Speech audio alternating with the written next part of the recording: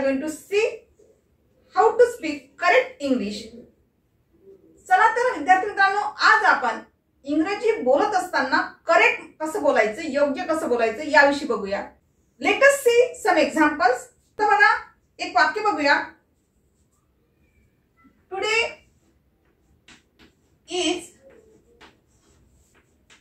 Sunday. आता हे जे वाक्य तुम्हाला मी दिलेलं आहे, या वाक्यामध्ये तुम्हाला काय चूक दिसते बरं? व्हॉट्स मिस्टेक इन अ सेंटेन्स? दिलेल्या वाक्यामध्ये तुम्हाला काय चुकीचं दिसत आहे? आता तुम्ही म्हणाल मॅडम हे वाक्य तर बरोबर आहे, आज रविवार आहे की नाही, पण हे वाक्य ग्रॅमॅटिकली चुकीचं आहे, रॉंग आहे. मग आपल्याला करेक्ट सेंटेन्स कसं असलं पाहिजे? कधी पण लक्षात घ्यायचं विद्यार्थी मित्रांनो, टुडे हा जो शब्द आहे हा वाक्याच्या सुरुवातीला कधीच घ्यायचा नसतो. जर आपल्याला ऍडव्हान्स इंग्लिश मध्ये तयार करायचं असेल तर अशा वेळेला टुडे या शब्दांनी वाक्याची सुरुवात कधीच करायची नाही. मग तुमचं करेक्ट सेंटेन्स कसं तयार होईल बघा. एक तर तुम्ही इट्स म्हणा किंवा इट इज म्हणू शकता. It's Sunday today. तुम्ही इट इज संडे टुडे म्हणा किंवा इट्स संडे टुडे म्हणा. अशा पद्धतीनं म्हणजे टुडे हा जो शब्द आहे, हा टुडे शब्द तुम्हाला वाक्याच्या सुरुवातीला कधीच घ्यायचा नसतो ऍडव्हान्स इंग्लिश मध्ये, करेक्ट इंग्लिश मध्ये. आलं लक्षात? जसं की आज माझा बर्थडे आहे किंवा आज माझा जन्मदिवस आहे असं जरी म्हणायचं असेल तर टुडे इज माय बर्थडे असं कधीच म्हणायचं नाही. मग अशा वेळेस कसं वापर करणार तुम्ही? आज माझा जन्मदिवस आहे असं जर म्हणायचं असेल तर टुडे इज माय बर्थडे असं म्हणणार का? नाही. तर it is my birthday today असं तुम्हाला या ठिकाणी म्हणावं लागेल. म्हणजे तुमचं ते ग्रॅमॅटिकली करेक्ट येईल.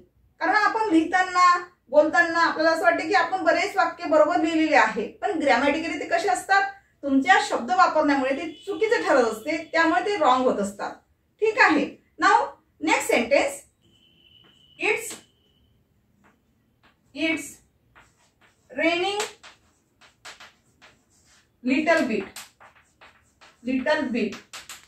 आता बघा, इट्स रेनिंग लिटल बीट किंवा it is raining little bit या वाक्यामध्ये तुम्हाला काय चुकीचं दिसते आहे? थोडाफार पाऊस येत आहे.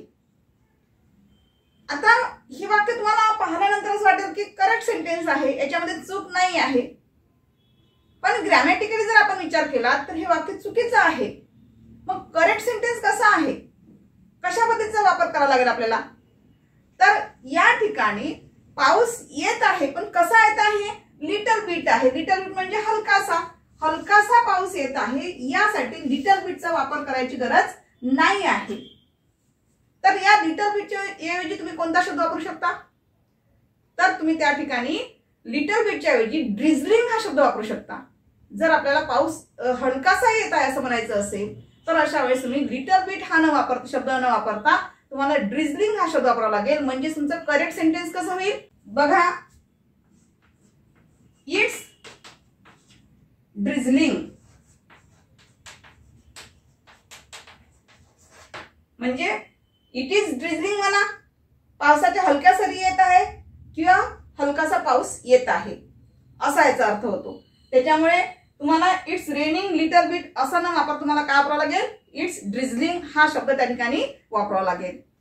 ठीक आहे. पाऊस येत आहे असं म्हणायचं असेल तर कसं म्हणणार? It's raining.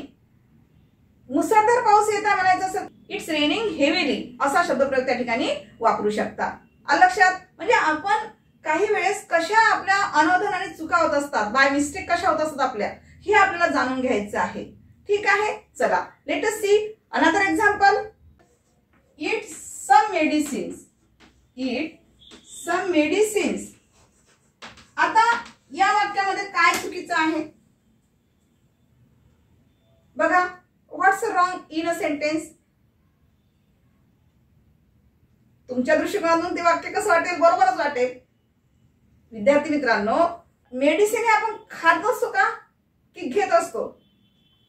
मेडिसिन आपण घेत असतो, खात नसतो. त्यामुळे इथे ईट प्रयोग लागणार नाही.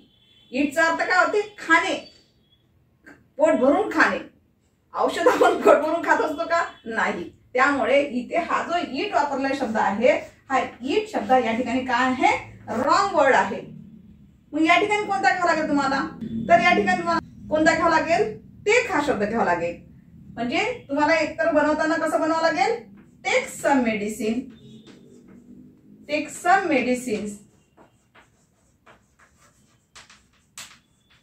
असं घ्यावं लागेल. जसं मी काही औषधे घेत आहे असं म्हणायचं असेल तर कसं करणार तुम्ही, I am taking some medicine. अशा पद्धतीने तुम्हाला ते घ्यावं लागेल. राईट, लक्षात येत आहे. म्हणजे कुठे इट घ्यायचं आणि कुठे टेक घ्यायचं, आलं लक्षात. चला नेक्स्ट एक्झाम्पल कडे जाऊया. Brother and sister, brother and sister.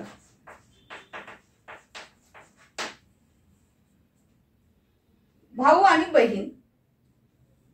आता जर आपल्याला जर कोणी विचारलं how many brother and sister do you have, बरं वाटेल का आपल्याला ऐकायला. आता यामध्ये तुम्हाला काय चुकीचं दिसेल, तुम्हाला किती बहीण भाऊ आहेत, I have 4 brother and sister असं म्हणणार का, नाही. तर या ब्रदर अँड सिस्टर ऐवजी आपल्याला नेमका कोणता शब्द वापरायचा आहे, ब्रदर अँड सिस्टर ऐवजी तुम्हाला करेक्ट इंग्लिश वर्ड जो आहे तो कोणता आहे, सिबलिंग्स. काय वापरायचं तुम्हाला, सिबलिंग्स वापरायचं आहे. ब्रदर अँड सिस्टर ऐवजी कोणता शब्द वापरायचा आहे, सिबलिंग्स. म्हणजेच तुम्हाला जर कोणी विचारलं how many siblings do you have, तर तुम्हाला किती भावंड आहे, किती असं जर विचारलं असेल 4, 2 जे काय असेल ते तुम्हाला सांगता येईल. ठीक आहे. म्हणजे ब्रदर अँड सिस्टर असं सेपरेटली न घेता तुम्हाला कोणता शब्द वापरावा लागेल त्या ठिकाणी, सिबलिंग्स. म्हणजे करेक्ट वर्ड जो आहे तो कोणता आहे, siblings. Right. Another example, eat some food, eat some food. आता बघा या वाक्यामध्ये व्हॉट अ मिस्टेक, काय चूक दिसते आहे, या वाक्यामध्ये काय चुकी दिसते आहे. तर या वाक्यामध्ये तुम्ही म्हणाल मॅडम इथे इट सम फूड आहे, बरोबर आहे, पण इट हा जो शब्द आहे हा आपण पोट भरण्यासाठी वापरत असतो, खाण्यासाठी. जर दुसऱ्याला ऑफर करायचं असेल तर अशा वेळेस इट हा शब्द वापरत नाही, तर अशा वेळेस कोणता शब्द वापरायचा, हॅव सम फूड असं म्हणा. म्हणजे बी पोलाइट वाटेल, हॅव सम फूड, थोडं घ्यावं अशा प्रकारचं. तर या ठिकाणी मला एकतर ऑफर करत असेल आपण तर अशा वेळेस कोणता शब्द वापरायचा आहे, हॅव सम फूड हा शब्दप्रयोग वापरणे गरजेचं आहे. हॅव कोल्ड कॉफी, जर आपल्याला कोणाला ऑफर करायचं असेल, कॉफी द्यायची असेल तर त्या ठिकाणी इट कोल्ड कॉफी असं म्हणता येईल का, नाही. तर तशा वेळेस तिथे सुद्धा मला काय घ्यावं लागेल, ह्याचा वापर करावा लागेल. म्हणजे ज्यावेळेस आपण ऑफर करतो कुणाला तर त्यावेळेस अशा वेळेस त्या ठिकाणी ह्याचा वापर करणे योग्य राहील. तसंच हॅव कप ऑफ टी, जर कोणाला चहा द्यायचा असेल तर अशा वेळेस have cup of T, cup of T.